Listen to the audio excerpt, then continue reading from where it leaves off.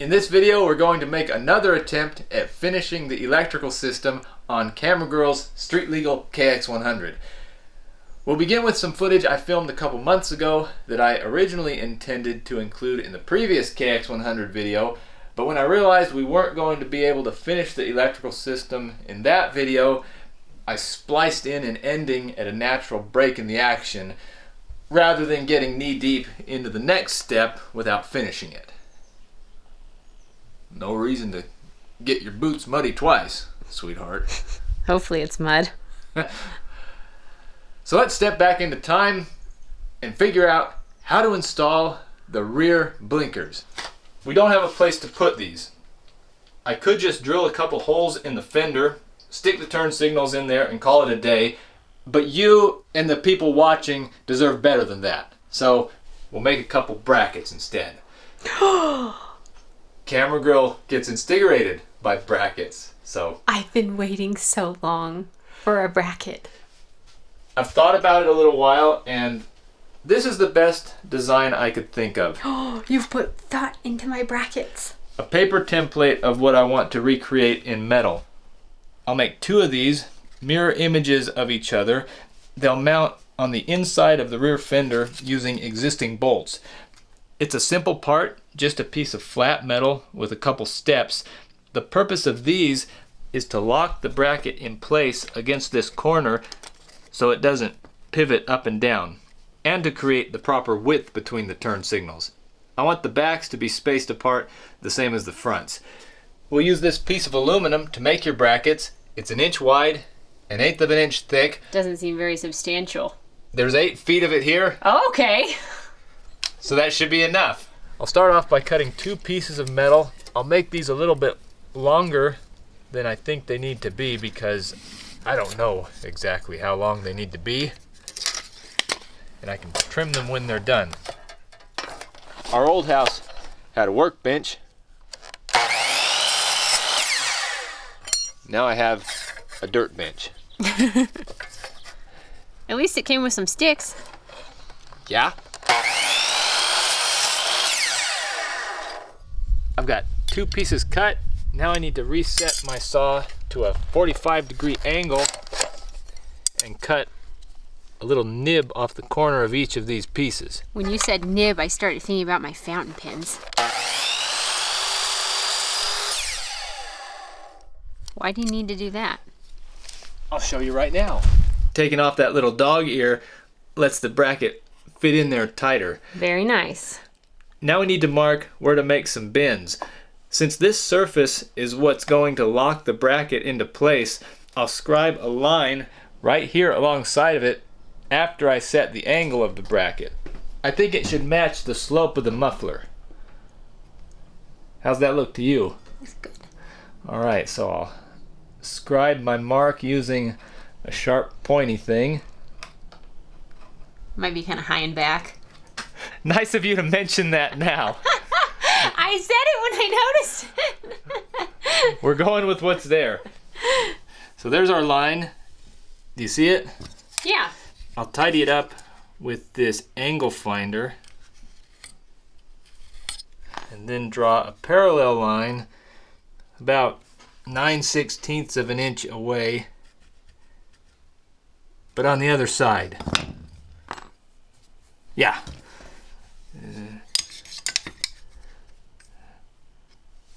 Other way. How do I... Stand by while I try to be the master of this machine. Oh, you know what I can just do? You ready? Watch this. Galaxy brain. I want my second line on this side because these 2 bends are going to be in opposite directions.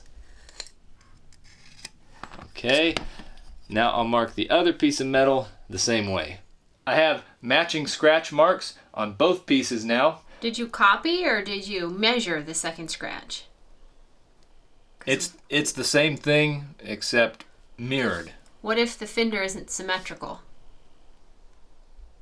Then we'll know after these are done. It won't look right. Oh, exciting. Shall we make some bends? Oh yeah. Go over to the bending station. We're wearing matching shoes. Like old married people who start dressing the same. That's what we are, isn't it? I think so. It's okay though. I have the vise set up here on the front of my truck with some steel plates for jaws. I'll line up my first scribe mark with the top edge of the plate because that's going to be my swage that forms the bend. I think that's the right term. You have food in your teeth. You should be glad this is a voiceover. Pay attention to what we're doing. Okay, swage, good. Tell me more. It's the right term, I think. I don't want people to wonder whether or not I know what I'm doing out here. I want them to know for sure. Now, you guys have seen me do this before. I don't think that is a swage. Hard to say. I'll put this metal plate against the workpiece to protect it from the hammer and pound it over.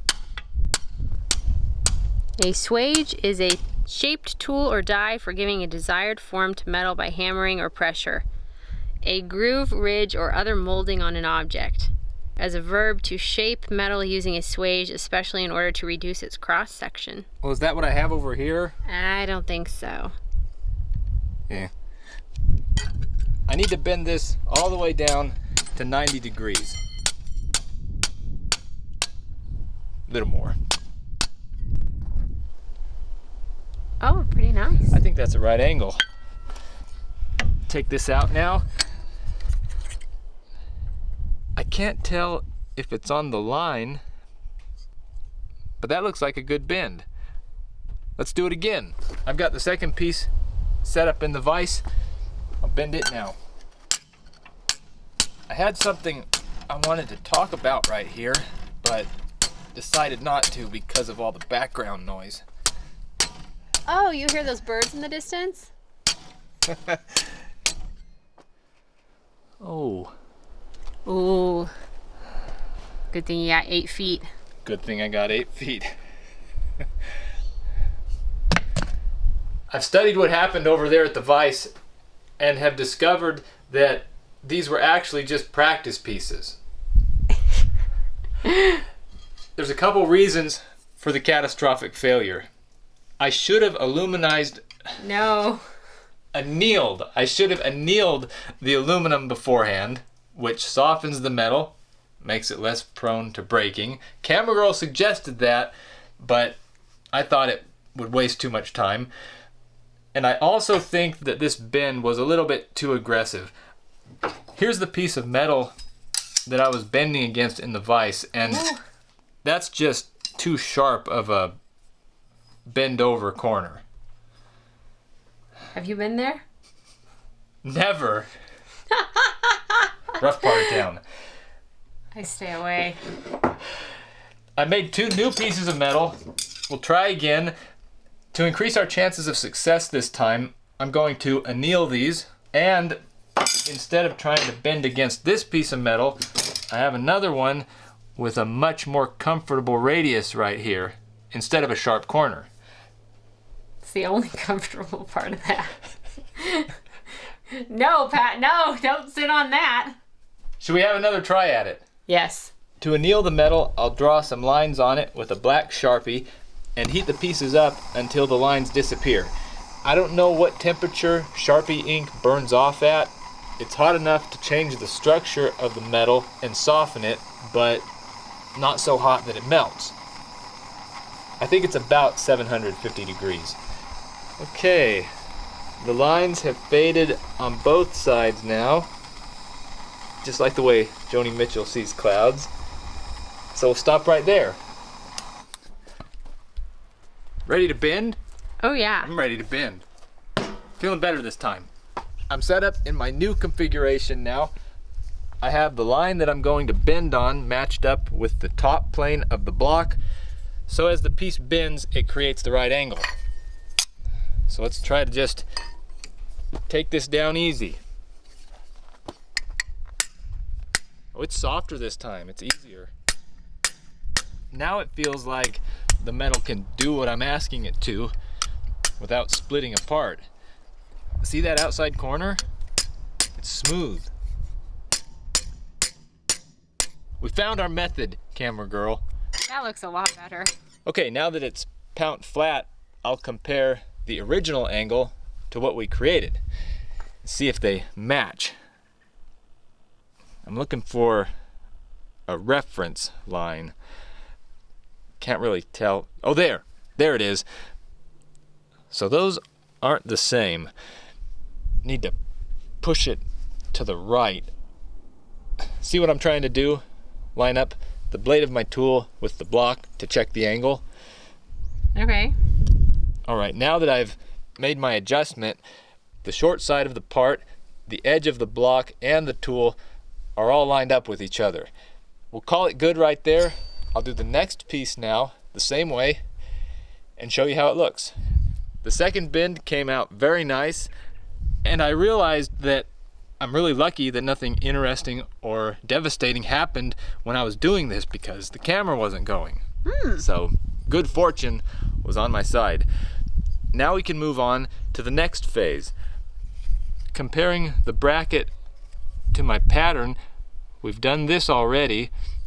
Now we need to make a bend right here to create that first jog.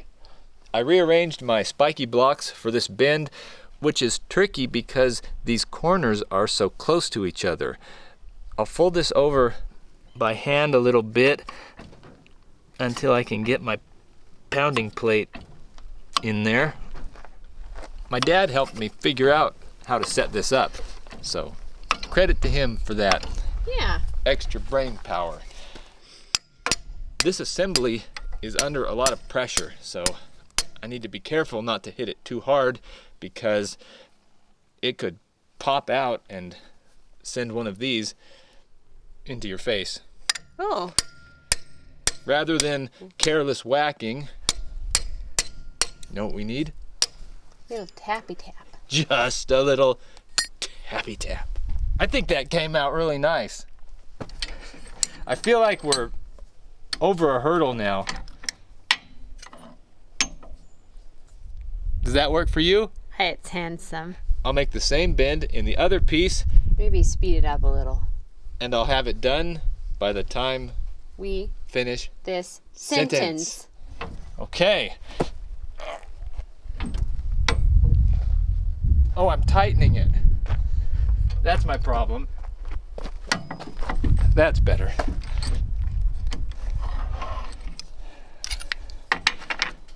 All right. 2 brackets. This is a big test. How well do they match up? I say that's close enough for parts that are going to be 9 inches apart. Oh yeah. Let's see if this fits onto the motorcycle. If it keys in like I wanted it to. It was the middle of September when we took this walk away from the vise. Now we're just a few days away from Thanksgiving. Camera Girl's shirt says so. Oh yeah. Colors of the season. Let's try out the brackets. Didn't want to do this without you guys. So this is the first test fit? Very first one. Oh. Don't screw it up. They're not finished yet, but we'll get an idea if they hold promise. This side looks really good. And I'll put the other one up here. Fits very nicely. And I think they match each other. Can you tell?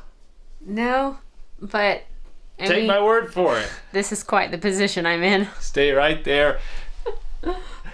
She does it for the channel. Next thing I'll do is trace where the mounting holes need to be, drill those out, and attach these to the motorcycle. But just temporarily, because I need to get a measurement before I can finish these brackets that will only reveal itself after they're installed. Not bad. I have to say that you were right about the fender not being the same on both sides. Right here, it contacts the bracket, but on the other side, it doesn't. And my preferred explanation for that is an asymmetrical fender, but I don't think it'll be noticeable.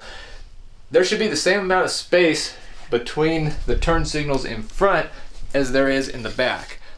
Up here, I have just over 9 inches, but in the rear, there's less than 7. So I need to make a couple more stair step bends in the brackets.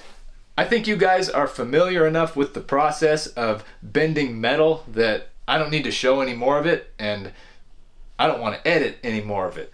So I'll meet you back here in a minute. I made those last 2 bends and fine-tuned the other angles so the parts correspond with each other. I think I was out there a little over an hour doing all that. Now, look all scratched up. Yeah, they are kind of beat up, aren't they? That's what happens when you make parts with a hammer. Now I need to drill some holes for the turn signals. I marked where they go. You might be able to see the guidelines there, but that's the easy part. A lot of times when I drill a hole, I mean for it to go one place, and when I'm done, it's somewhere else. But I have a method that I hope will keep the drill bit aligned with the target. Well, we're off to a bad start. My punch mark isn't even at the middle of the cross. So the steps are, we make a punch mark where we want the hole to be, and when I put the punch mark in the wrong place, I move it over a little bit to get recentered, and then drill a small pilot hole in that cavity. This is a special drill bit. How so? It's dull and it's bent. I think this hole is too small to guide the drill bit we're going to finish with, so I'll enlarge it a tidbit.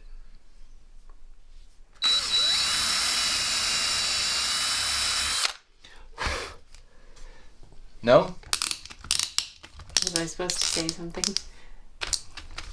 A smidgen. There you go. Okay. You're on point, camera girl. Now I'll come through with the final size and then repeat the process on the other bracket. After drilling these holes, I did research about how to drill holes. Because that's the way I do things sometimes. And learned that the pilot hole should be larger than the web of the drill bit that follows it. Okay. This pilot hole is 1/8 of an inch, and the web of the bigger drill bit is just a little over a 1/16. So my seat of the pants choice was all right. Trust your gut, camera girl. Okay. I think they're a pretty good match. Yeah. Good job cleaning up those metal shavings so quickly. No, thanks. All we have to do now to finish these is go over to the vise one more time, trim off the ends of the brackets, and round over the back edges. An inconvenience of living in a trailer is I don't have most of my tools with me. Earlier today, this file was at my storage shed, which is over an hour's drive, and had to go get it. That's why I'm out here in the dark. My dear, your rear turn signal brackets are ready to be installed. We'll do it tomorrow morning. Bright and early? Bright and early. I think it's colder this morning. Maybe if we finish the motorcycle in the wintertime, we should take it on a trip with us somewhere warmer to ride it. What do you think? Sounds good. Let's get these installed.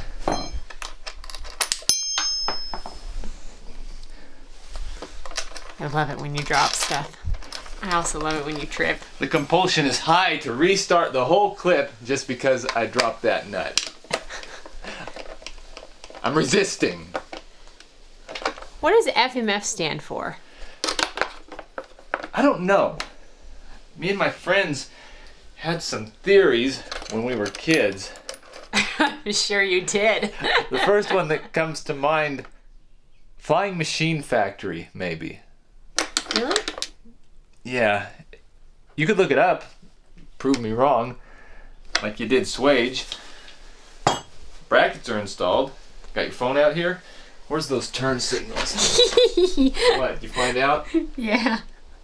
Familial Mediterranean fever. Huh. Guess I was wrong. Now I can put the turn signals on. You really like the brackets? I do. Took me a lot of time and energy to make them. I even gave them names.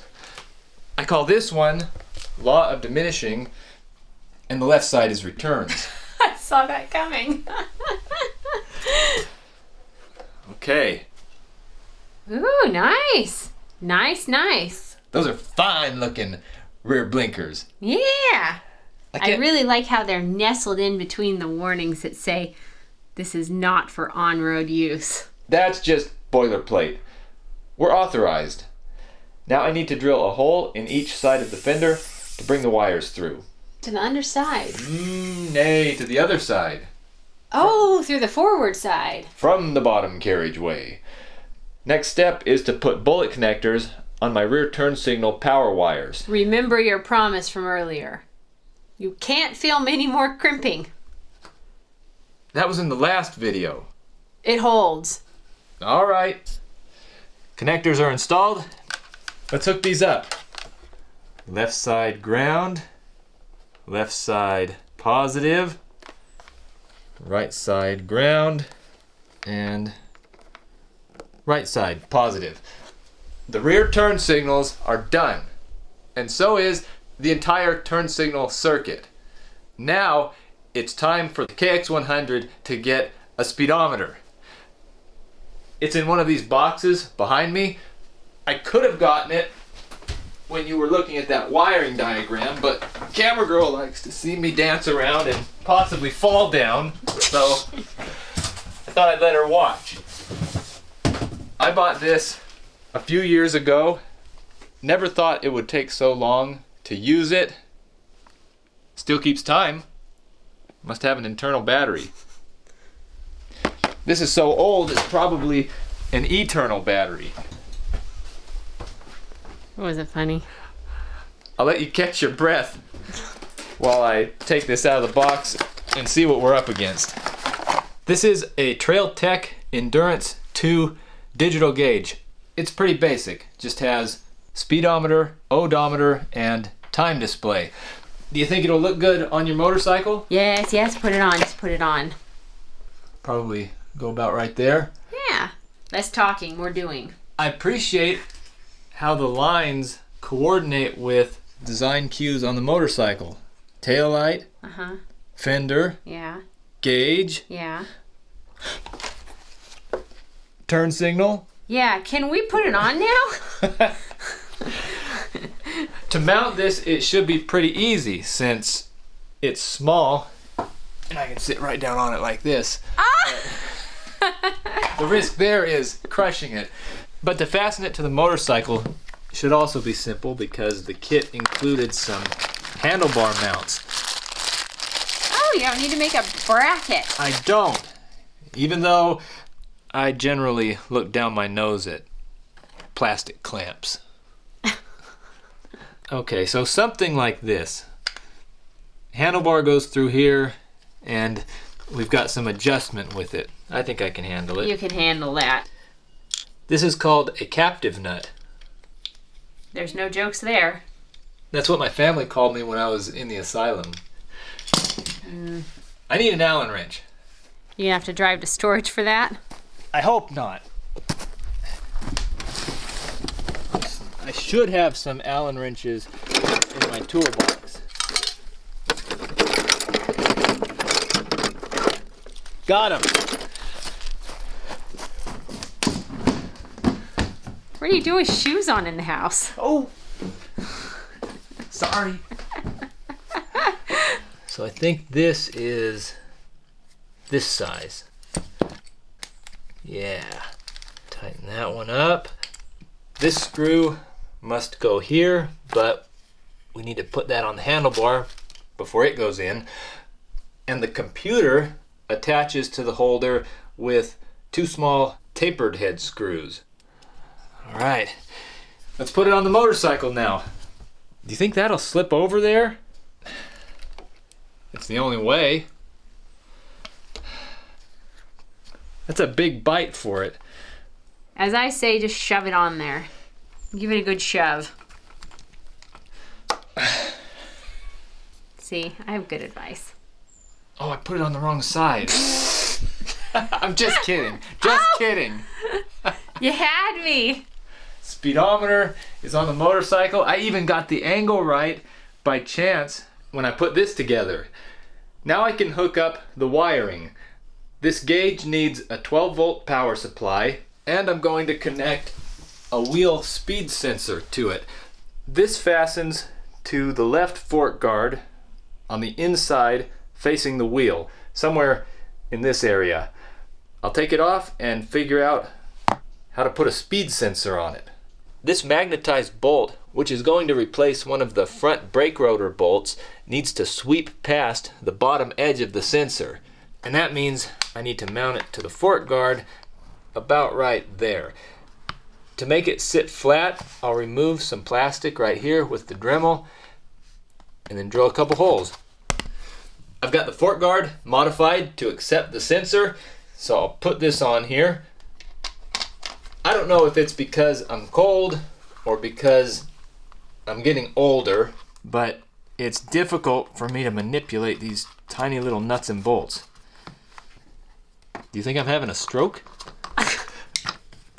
No, I am a two-stroke. Beautiful. The fork guard went back on without any trouble, and there's good clearance back here for the sensor. Now I'll take out one of the front brake rotor bolts and replace it with the special one. All right, come around here and let's see if the magnet lines up with the sensor like I envisioned it would.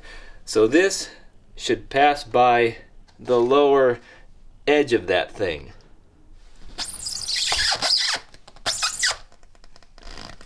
Wow. I think that plays. Yeah. Is that the way you see it? Oh yeah. The sensor connects to the speedometer with this wire, which is stubbornly circular. I used the heat gun to relax it, but it still doesn't want to unwind. A major reason why I chose to film today is that the weather said 0% chance of rain. Well, there's some extra.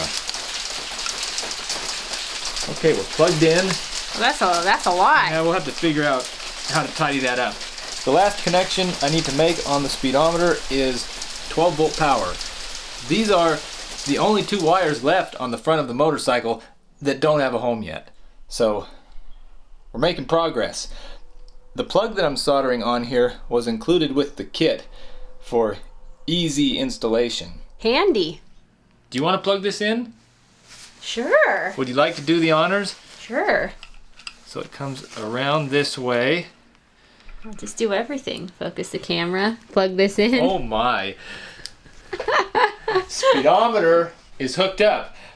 You want to test it? See if it works? Spin the wheel? Spin the wheel of Did We Do It Right fortune. Ready? Yes. Oh yeah. Anything? Yeah. How fast am I spinning it? 6 to 7. I think the speedometer works. How's the hairline?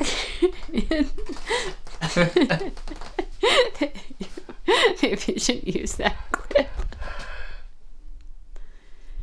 So what's left? I don't know. Maybe 30%? I'm on the motorcycle. Is it on life support, by the way? I'm charging the battery. That means things are about to get serious pretty quickly. There's 3 things left to do on the electrical system. I need to shorten up this wire. That's boring. You don't need to show him that. I didn't. Oh. Put the headlight back on and hook up the output side of the step-up converter to the motorcycle wiring. This is what will provide power for all the 12-volt components. The final connection is ready to be made. When we plug this in, we'll know immediately if I have any business making an electrical system. Let's bring this out on the porch, see if it runs, And if it does run, warm it up a little bit before we have our moment of truth.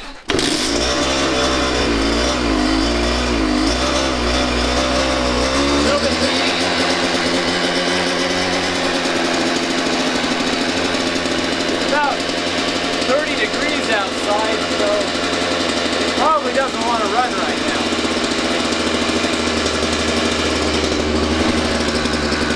I'll aim the exhaust a little bit more out of our living space.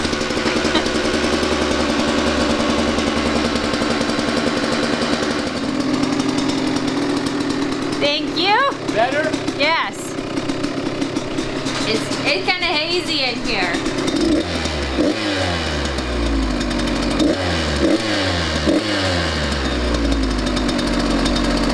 I might just be prolonging the inevitable right now. Plug it in.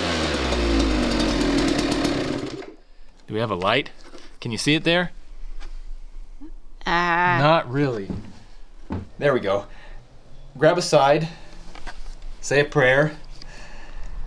Let's put this together and check my work. I'm nervous. Can you tell that I'm nervous? Yeah. This doesn't have an ignition switch. When the rectifier senses power, it automatically switches everything on. So when I start this, headlight, tail light should come on and everything should be operable. Okay. Oh, ho, ho! The back! Yeah. Speedometer! That's premium! Okay, horn. Horn? Well, uh-oh. Maybe the battery's still dead. It made noise though. Yeah. Okay, so horn, maybe. Headlight good. Tail light good. Flashers. Left turn signal. Here we go. That's the right. Okay. Got a bug to work out. Another one. That's left. Okay, so I got pushed up somewhere. I pushed for this side and this side came on. High beams and low beams are next. Okay. We're on high beams. This should change right now. Low. Yeah. Low, high. Okay, you can see it on the tree out there. You see low, high, low, high. Yeah.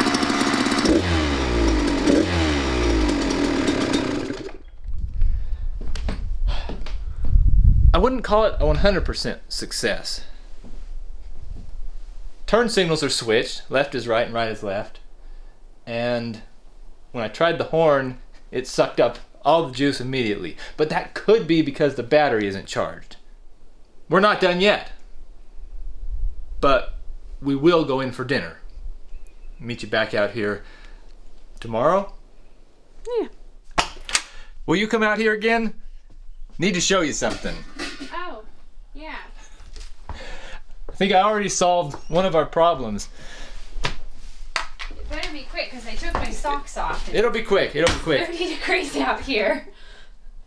When I was charging the battery, I disconnected the positive lead. So that whole time we weren't even running on the battery. It was just running off the generator. Oh. So just hold this for a second. I'm sorry about your feet. You're cold. Camera girl's a soldier. So this disconnected positive wire won't solve the mismatched turn signals, but it might make the horn work.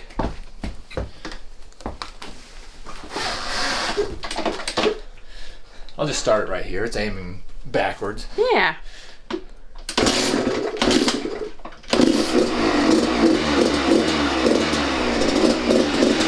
horns are good. Try the horn. Yeah. Oh! And when I beat the horn, I don't think the headlight even did.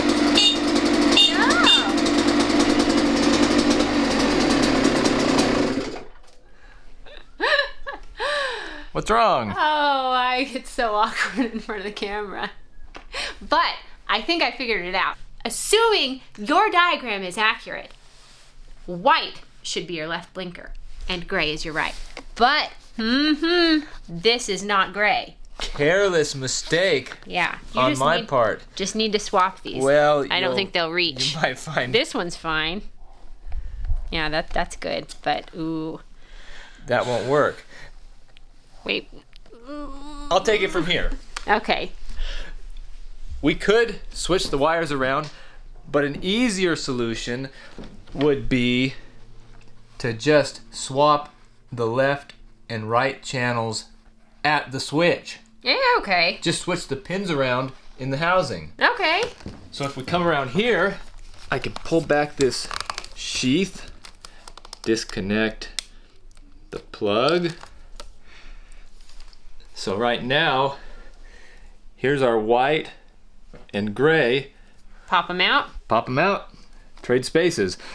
This little probe tool unlatches the terminal so I can slide it out the back. Ooh, these are those ugly crimps. Thought I'd never have to see these again. I'll take this other one out now and put both wires back in their revised positions. I say that's an easy fix. Yeah. Plug this back in.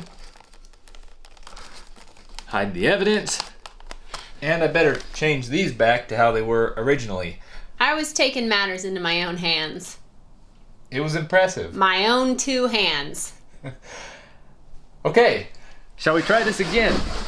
Do or do not. There is no try.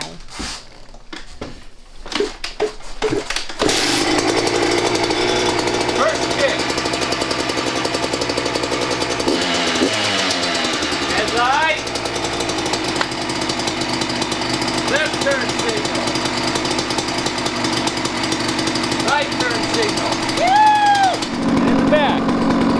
Right. Left.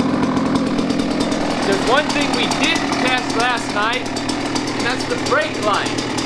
Okay. So check it out back here. Brakes. Oh, yeah. Yeah, that's the handbrake. And foot brake. Yeah. Everything works. Yeah. There's one more thing I want to check. Ever since I bought the itty bitty generator for this, which is the only one available for a KX100, I've wondered if it would be powerful enough. And now that the electrical system is finished and working, we can find out. You probably could have calculated that beforehand. Where's the fun in that? So at rest, the battery has 6.29 volts coming out of it. I see you're going to make the viewers stand on their head to read the multimeter too. Sorry. Now I'll start the engine and hope that number increases, which will mean the generator can keep up with the load of the headlight, the tail light, and have enough electricity left over to charge the battery.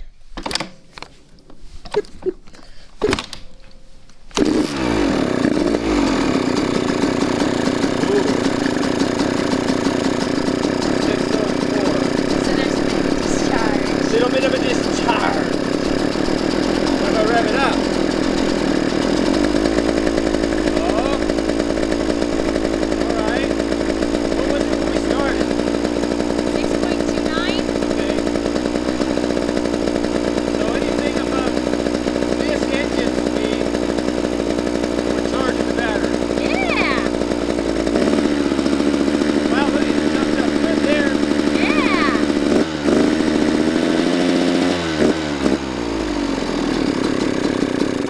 That'll work. Yeah. The motorcycle is very close to being finished. Maybe one more video? Maybe one more video. Woo! It's gonna be awesome. Thanks for watching.